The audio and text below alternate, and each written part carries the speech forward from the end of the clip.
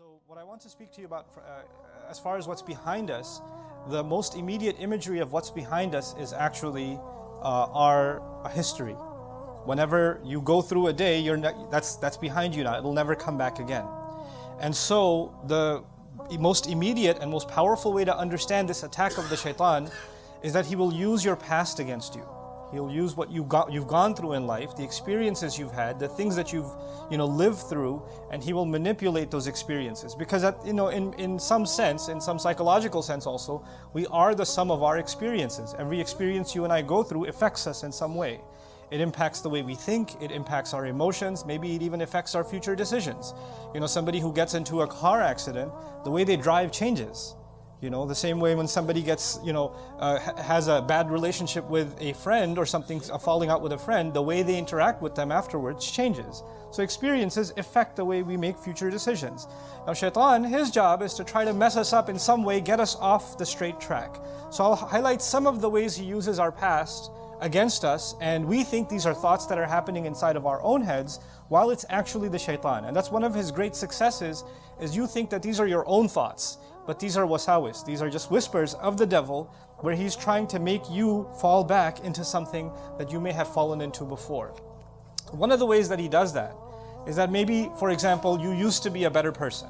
Maybe you used to be more diligent with your prayers. Maybe you were more observing of, if Allah forbade something, you stayed away from it. And if Allah said this is allowed, and that's the only thing, you were content with that.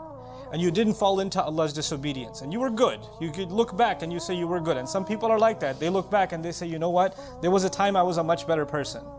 I'm disappointed with myself now. I remember the time when I used to stand in prayer and I used to cry. I don't know the last time I've shed a tear. Or I used to feel so much connected to Allah. I used to just kind of do dhikr all the time. I used to make the dua for coming into the house or leaving the house or going into the restroom or coming out of it.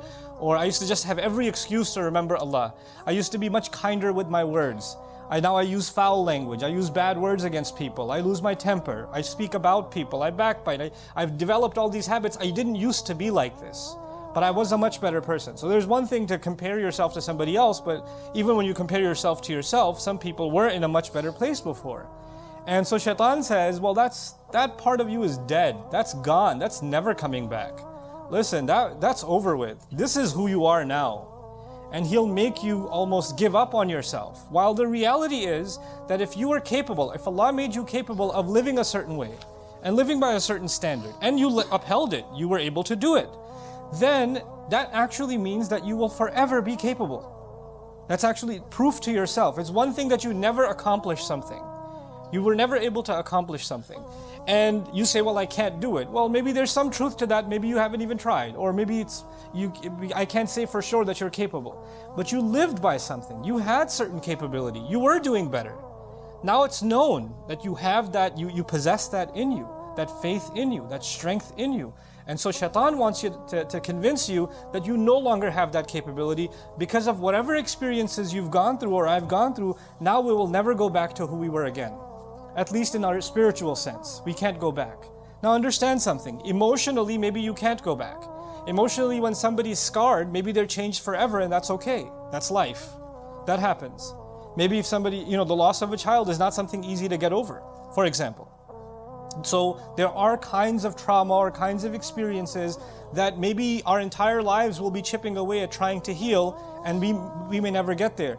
But Shaytan uses that to mess you up, not emotionally but spiritually, to mess with your connection with Allah, and to basically get you to say, well, you know what, you've gone through these experiences, so what's the point of prayer? The prayers no longer count.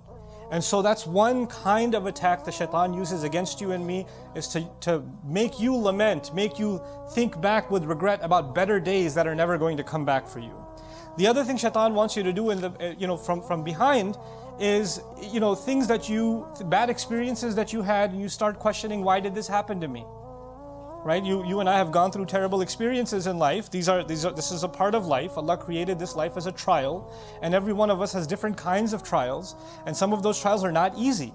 And when you think about what happened, it's very painful. And it can be paralyzing. It can be something that you're overwhelmed, almost reliving the event that occurred in the past. And one of the things Shaytan wants is to keep you there, to keep you thinking about the past, to keep you thinking about what happened, and keep questioning, why did this happen to me? Why did this happen to me? Why did this happen to me? Maybe I deserve it. Maybe I'm cursed. Maybe I'm no good. This is why Allah is angry at me. This is why He made this happen to me. And so you live in that moment that happened some time ago that Allah actually brought you out of.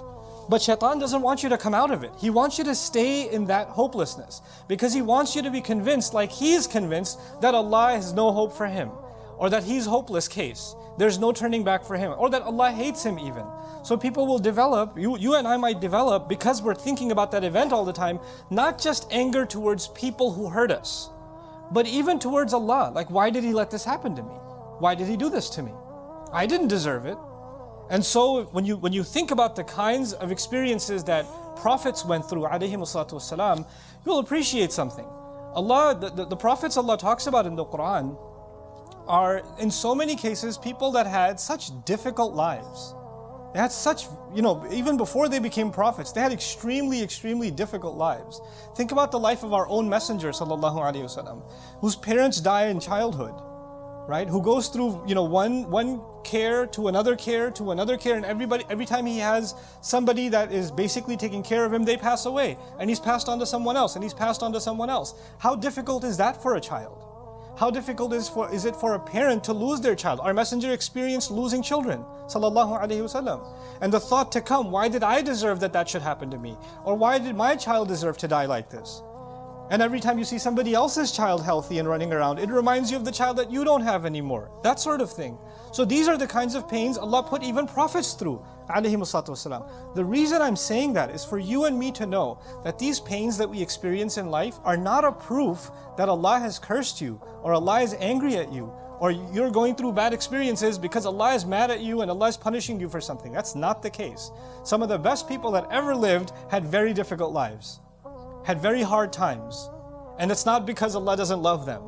So this life was made with trials, with difficulties that we have to learn to navigate.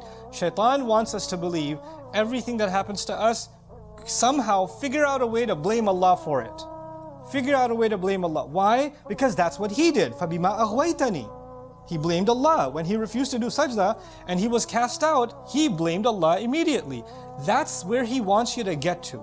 And so he uses that past bad experience, that painful experience, to try to pull you away from Allah also. Another way he uses your past is that he will, maybe some of us, we lived a life of sin before. Maybe you had friends or, your relationships that were leading you down a road of sin, that you kept falling in and falling in and falling in. And you figured out a way to make tawbah to Allah, and you cut off those friendships and you cut off those relationships. Whether those people are, their judgment is with Allah. But you for yourself, you decided that those people may not be evil, but I know that when I'm in their company or when I'm around, then I fall into evil. So I'm going to try to protect myself, and I'm going to pull away as much as I can and try to fix myself with Allah. You will know in your personal life who those people are.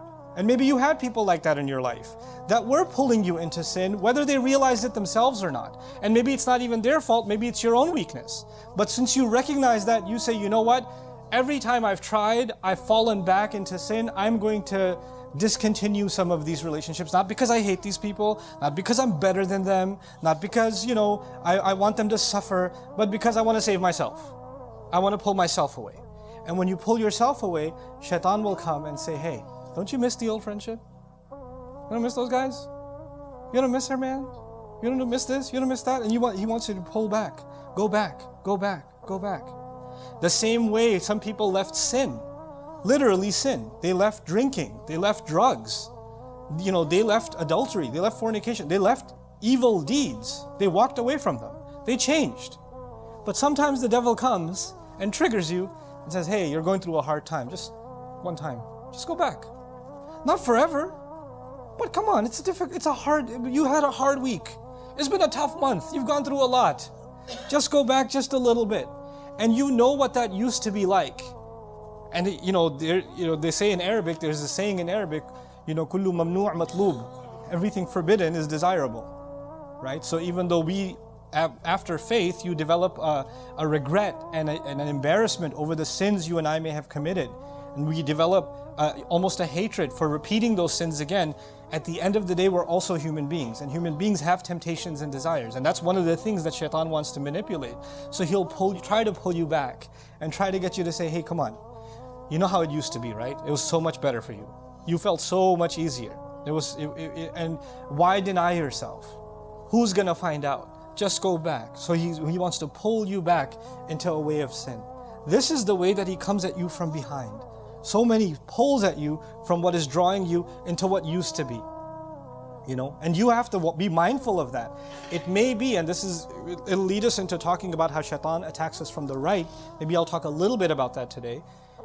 But I want you to understand something. Shaytan doesn't necessarily tell us to do the wrong thing. This is important. Shaytan doesn't necessarily tell us to do the wrong thing. Shaytan wants us to take one step. And when you take one, if a destination is 1,000 miles away, if a destination is 1,000 miles away, and you just took one step, you're not going to feel like you made any progress. You're not going to feel any harm. If there's a fire 100 feet away, and you took one step towards the fire, are you going to feel any hotter? No. I didn't do it. I didn't burn. Nothing bad happened. And he's okay with one step. He's completely okay with one step. And if somebody else says, hey, you're taking a step, I was like, what, did I touch the fire? I didn't touch it. There's nothing wrong with that. So he says, yeah, there's nothing wrong with it. Just a little bit. Just a little bit. And then the next time around, just a little, one more step. Just one more step. Just one more step. This is exactly what he did with our parents. The entirety of Jannah, the size of Jannah is greater than the skies and the earth. عَرْضُهَا السَّمَوَاتُ وَالْأَرْضِ. The real estate size of heaven is the entire skies and the earth combined. All of it combined. And Jannah is called Jannah because the Arabic word Jannah means covered in green or covered in trees. So all of heaven is covered in endless trees. Now think about this. How many trees were forbidden? One. In an endless universe of trees. So even if that one tree is forbidden, staying away from it would be pretty easy because probably it would be hard to find because it's one tree in trillions and trillions of trees. And yet Shaytan gets them to take one step, then another step, then another step, one step at a time. He won't come out and say, do haram. No. He'll mask it somehow. He'll mask it. And that leads me into at least introducing you to how the devil pulls us from the right. How Shaytan gets us from the right. Understand, the first thing about the right that I'd like you to know is that the Arabic word right is used for good deeds. It's also used for honor and nobility. When somebody gives you their yameen, actually means their right hand, means they've taken a pledge or an oath. When people shake hands, the right hand, that means that they're going to honor their deal. And in many cultures, it's the right hand. As a matter of fact, when you go to court and testify, the fact that your testimony is good and credible is you raise your right hand. So the idea of the right hand in Arab culture and also other cultures is that of nobility, good deeds, doing things the right way, which is why on Judgment Day, we pray to Allah that we are people of the right hand. Ashabul Yameen. We're people of the right hand. So the right is associated with good. Similarly, the angel that you know about documents our good deeds on the right. So the idea of the right is associated with good, which is confusing because the devil is trying to attack you from the right. You would think the devil would attack you from evil deeds. But what Allah is saying is the devil's actually going to try to attack you and me from good deeds. What in the world does that mean? There are lots of ways that he does that. I will introduce you to one of them today, inshallah, and we'll call it a day because I don't want you to I want you to keep some of these things present in your mind also. I can deliver lots of information to you, but I want you to be able to retain these things and spend time this week thinking about them. My hope in these khutbahs, as we go through these ayat of Surah Al-A'raf, is that we consciously think about what this means in our lives. You consciously, this is what the devil does. How does he do that in my life? This is what he talked about here, what Allah told us here. Well, how does that apply to me? And the way it applies to you may not be the way it applies to the person sitting next to you. The person even in your family. It's different for you and it's different from someone else because he studies each of us separately. He attacks each of us separately.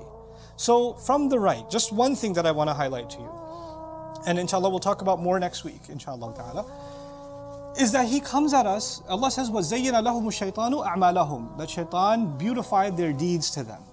This is one of the scariest ways he comes at us from the right. We came and prayed. That's a good thing. We did a good deed. People go to do Hajj. That's a good thing. People fasted. That's a good thing.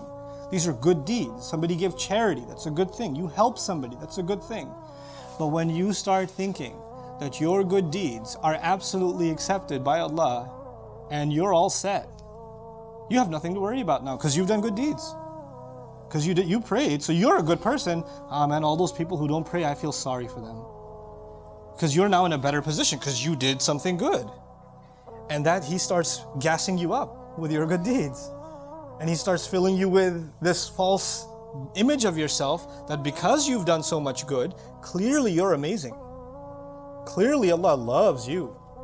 And you're so much better than those people who don't do those good deeds. Now these good deeds, the purpose of them, every time we do something good for Allah, I want you to remember just one example, and that is of Ibrahim alayhi salam.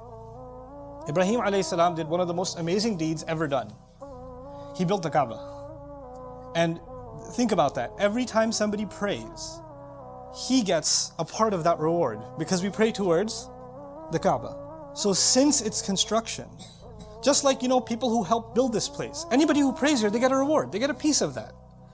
Anybody who prays in any masjid, anywhere on earth, every time they pray, a piece of that reward goes to Ibrahim alayhi salam. It's incredible, the deed that he did. And you know what? When he was building the Kaaba with his son, this is one of the most amazing deeds. If you want to talk about a deed that you did, which means you're set. I mean, your count of good deeds the commission is incredible. It's incredible. As he's building the Kaaba, you know what dua he made? He asked Allah, رَبَّنَا تَقَبَّلْ مِنَّا إِنَّكَ أَنْتَ السَّمِيعُ الْعَلِيمُ. Our Rabb, our Master, please accept from us. Please accept from us. As though he's not confident that this is good enough. Maybe one brick didn't go in the right place. Maybe my intention wasn't as pure as I needed to be. Maybe Allah is not pleased with maybe I got a little lazy here or there. He's questioning himself. He's not confident. Ya Allah, thank you for giving me this honor. Now that I'm set, I can be on vacation. No. There's no such thing for him. He didn't lay back and become complacent because he's doing good things. He's worried and he's begging Allah, Ya Allah, please accept from us. When you and I pray Jumu'ah, at the end of that prayer, how confident are we that the angels documented a perfectly executed prayer? Or did our mind go somewhere? Did our phone, buzz for a second and our mind went somewhere else? Or we were thinking about 20 different things when we were praying? Or we were, jittering and bothering somebody else when we're praying. We do all kinds of things when we're praying. How imperfect are our prayers? For you and I to think, man, I went to Jummah. I got there even before the adhan. What's up with that? That's like, I should get VIP tickets to Jannah. Because, seriously, I pulled it off. That's not the attitude. That's not the attitude for fasting or Hajj or any act of worship or any good deed. Don't remind yourself of the good you and I have done. Remind yourself, and I remind myself, to beg Allah to accept whatever we've done. That's what Shaytan doesn't want. He wants us to think we're all good. Now that you did a good deed, you're set.